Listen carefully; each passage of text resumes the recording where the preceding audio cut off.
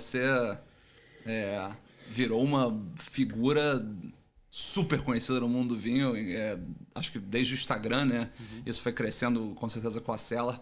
Conta um pouco pra gente esse começo, como é que você entrou no vinho, como é que você foi picado pelo inseto do vinho, que já picou a todos nós em algum momento, e como é que foi essa inserção aí dentro do mundo do vinho? Cara, eu falo bastante, né? Então eu vou falando, se você quiser, né? Obviamente, fazer as inserções, perguntas no meio da fala, você fica à vontade de interromper, não tem problema nenhum. Combinado. Cara, assim, eu sempre, acho que o meu corpo entrega eu sempre gostei muito de comer e beber, né? Só que eu era um cara muito da cerveja, né? Durante muito tempo, eu vim do Rio de Janeiro. Então, cara, assim, acho que essa questão de paladar, de prestar atenção nas coisas, veio muito da cerveja. Eu, com 19, 20 anos, comecei com a coisa da cerveja especial, que hoje é muito desenvolvida aqui no Brasil. Mas naquela época, 20 anos atrás, não existia. Só que tinha um lugar no Rio de Janeiro chamado Belgian Beer Paradise, no Daltal, ali na Barra, que uma vez indo no cinema eu passei, e me apaixonei por aquele troço. E viajei muito por causa da cerveja, então eu acho que eu apurei essa minha sensibilidade de prestar atenção. Acho que muito do paladar passa por você prestar atenção. É claro que tem pessoas que talvez tenham um paladar um pouco mais apurado ou menos. Acho que isso existe, né? Mas como tudo na vida, o talento ele não vem esse jogo, né? Você precisa treinar, você precisa se desenvolver, né? Então eu acho que a cerveja ajudou a desenvolver aquilo. E quando eu fui ficando mais velho, principalmente quando eu vim para São Paulo, né? Que o mundo ele se expande muito, aí você começa a namorar, essa coisa toda, vinhozinho. Eu sempre fui um cara que gostei de ser profundo nas coisas. E aí, eu pegava, né, a carta de vinho, cara, o que eu vou escolher, né? Que, aliás, é uma coisa que quase todo consumidor passa, né? Exatamente, é muito difícil, né? E as pessoas acham que tem vamos dizer assim, um atalho. E não tem. Não tem, você precisa necessariamente se desenvolver nisso. E eu comecei a tentar me desenvolver, né? E aí isso foi 2008, 2009, eu já tinha lá uns 30 anos de idade, talvez, porque dos 22 aos 23 eu fiquei muito na cerveja. Eu fui para a Bélgica algumas vezes, para a República Tcheca, essa coisa toda. Que eu acho que hoje me ajudou também a chegar onde eu tô, né? E aí quando eu comecei, cara, a ter esse contato com o vinho, eu lembro que a primeira garrafa que me instalou muito assim foi uma viagem para a Itália, a primeira viagem para a Itália que eu fiz, acho que foi 2011, que foi um Sassicaia 2009. Uau! O paladar não retrocede. Eu lembro, cara, que nessa época eu tava, brother, naquela coisa do Latitude 33 no posto de gasolina, entendeu? Assim, de tomar, meu irmão, aquelas coisas que eu não vou falar muitas marcas aqui, mas as marcas que todo mundo toma. Que é uma progressão normal. Exatamente. As marcas óbvias de supermercado, né? Do óbvio, do mais óbvio que você pode imaginar. E nessa época eu já tinha ido, como eu disse, eu gosto de ser profundo, então eu já tinha ido para várias viagens para o Chile, várias viagens para a Argentina, então já estava nessa coisa de, enfim. Só que essa garrafa de Sassicaia, cara, teve um troço diferente para mim. Entendeu? Caceta, cara, me bateu completamente diferente. E aí eu voltei pro Brasil e falei, cacete, porra, então beleza, então vinha isso. Porque eu já estava meio que nessas coisas de Chile, Argentina que eu tomava, eu já estava começando a me questionar que não era bem aquilo. Eu comecei a achar tudo muito parecido, tudo muito igual, tudo muito sem sal, né?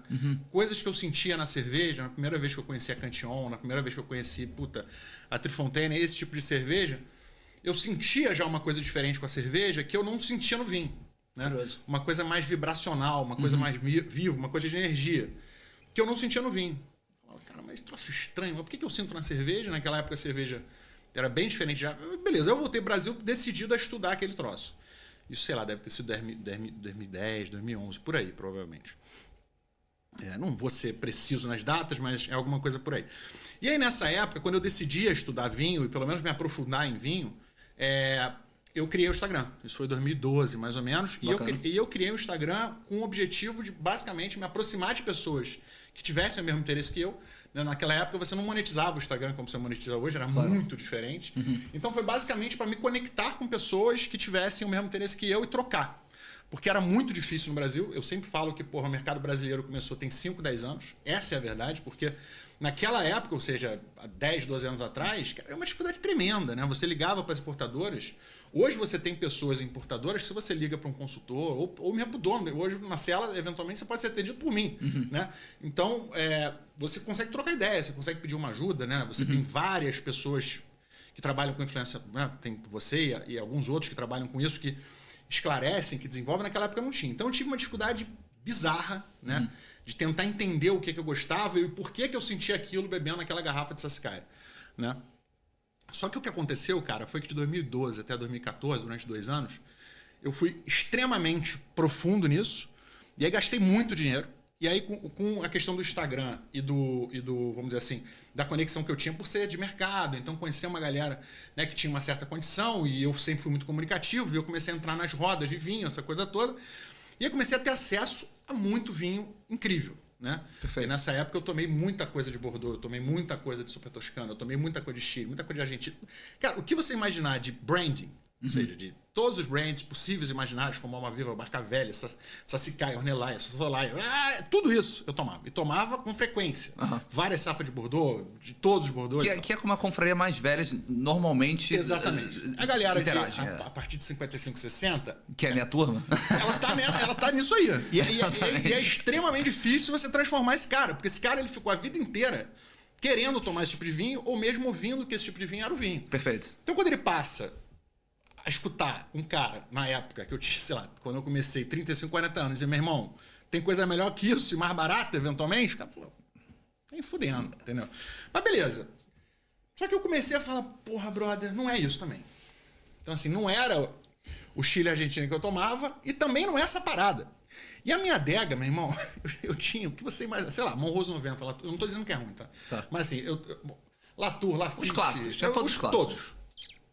Eu falei, e eu lembro como se fosse hoje, que foi um jantar, cara, que uma galera foi em casa e que eu fiz um negócio de Super Toscano com todos eles. E aí, quando os convidados foram embora, eu falei pra Mariana, né? Enfim, minha esposa, que eu já terminei, tem, sei lá, 2, 3 anos. Eu falei, cara, fudeu, eu não gosto de vinho. Brother, eu tomei um susto, a minha adega assim. Mas como assim? Você tá maluco? Isso foi lá, 2014, eu acho. Falei, brother, é tudo igual essa merda. Eu tô gastando uma fortuna aqui pra nada. Eu tô gastando dinheiro Tomar Heineken, pô. Exatamente, eu tô gastando dinheiro pra caceta. E quando eu falo essa merda, galera, não é de maneira pejorativa, isso é forma de falar, tá? Não que seja ruim, enfim. Eu respeito todas as grandes marcas, eu acho que se alguém chegou onde chegou, chegou por um motivo. Mas na minha concepção, aquilo ali não era o que eu buscava, assim, não tinha a energia, a vibração, a vida, sabe? A profundidade geral, os detalhes, né? Claro, a alegria, a felicidade que eu buscava, que eu tinha sentido com a cerveja, pô. Entendeu? Então, assim, eu não sentia aquilo ali. Falei, brother, ferrou. Eu vou desistir e vou voltar pra cerveja. Tipo, isso tem 10 anos. Falei, cara, eu vou vender minha adega. E comecei a vender. Comecei a vender tudo. Comecei a vender todos esses vinhos grandiosos e caros que eu tinha, comecei a vender tudo.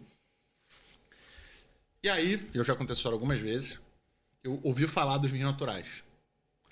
Né? Os vinhos naturais, isso aqui. Golpe baixo, golpe baixo. Isso é energia. Golpe baixo, golpe baixo. Esse é golpe Não baixo. tinha isso. Entendeu? Esse é golpe baixo. Não tinha isso aqui. Detalhe, tá? É blind, eu não sei qual é o vinho. Eu ainda vou ter que passar esse papelão aqui ao vivo. Pera aí. Não tinha isso aqui. E aí, cara, eu falei, beleza. Aí comecei a vender. E eu ouvi falar dos vinhos naturais. Falei que eu falo muito, mas eu acho que é um contexto para entender. Eu acho que quem eu sou hoje, talvez quem a Cela seja. Porque a Cela eu acho que é muito o reflexo de quem, pelo menos o quem eu era e quem, né?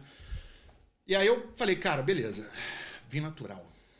Porque vinho natural, porque não sei o quê, porque isso que... Eu falei, beleza. E naquela época, eu acho que ainda hoje um pouco, mas embora tenha, acho que se dissipado mais a mensagem, naquela época a Enoteca São Vincent era o lugar onde se, né, vivia essa coisa do vinho natural. Aliás, né? Um grande abraço pra você, Léo, meu querido. Com certeza. E aí eu fui na Enoteca São Vincent, eu já morava, obviamente, aqui em São Paulo. E o Ramatiz, né, que é o ex-marido da Liz, ainda era o sommelier na época. O Léo era um paduan ainda, né, do Ramatiz. E aí o Ramatiz veio, aí eu contei toda a história pra ele. Falei, meu irmão, a história é essa. Eu tô desistindo dessa merda. Só que eu escutei essa coisa de vinho natural e eu queria entender o que é. Aí ele, não, porra, peraí, calma aí. Peraí. E ele viu que eu era interessado, que eu queria e tal. Falei, brother, eu vou fazer o seguinte, eu tenho a última garrafa da última safra que o Marcel Lapierre fez. Era um Morgon 2007. Que legal, hein? Ele falou, cara, é a última garrafa da última safra que ele fez. E eu vou abrir com você pra gente beber junto. E aí depois você me fala. Falei, fechado. Aí beleza, ele trouxe. Meu irmão, ali eu senti naquela garrafa de Morgon 2007 do Marcel Lapierre tudo que eu não tinha sentido desde o Sassicaia 2009. E obviamente, se eu tomar hoje um Sassicaia 2009, provavelmente eu não vou sentir o que eu sinto, porque eu sou outra pessoa e eu entendi o porquê que eu senti aquilo, né? Porque o Sassicaia, de fato, ele era muito diferente dos vinhos que eu bebia, mas ele também era diferente do que eu buscava, né? Que é diferente do que você hoje tinha. Que é diferente do que eu... exatamente. Eu falei, caralho, brother, é isso. E eu lembro que eu dei pra Mariana na época e ela falou, não gostei. Eu falei, não, você não entendeu. Eu falei exatamente isso. Eu falei, você não entendeu. E é normal você não entender, porque você não tem um background que eu tenho desse troço. É isso aqui. Isso foi em 2014. Em 2015, eu tava na Borgonha, em Beaujolais, em Champagne, e o resto é história.